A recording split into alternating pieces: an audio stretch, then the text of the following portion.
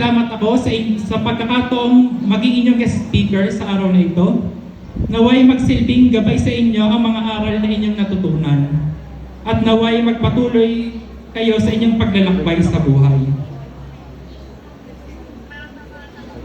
Alam ko, sa mga darating na panahon, kayo isa sa inyo sa mga graduates ang tutungtong sa entabladong ito bilang isang guest speaker at patuloy na maging inspirasyon sa mga susunod na henerasyon.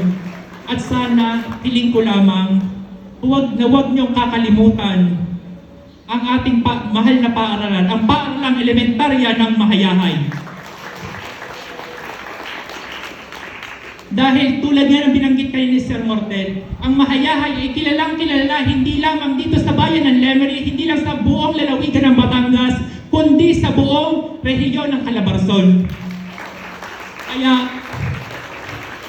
tanggapin niyo mga guro at punong guro ng paaralang ito, tanggapin niyo ang aking taos-pusong pasasalamat. Proud na proud ako na maging alumni ng paaralang ito at habang buhay kong dadalahin iyon. At bilang pangwakas, nais kong iwan ang isang kataga mula kay yumaong Senadora Miriam Defensor Santiago. It matters how straight the gate, how charged the punishments the scroll. We are the master of our fate. We are the captain of our soul.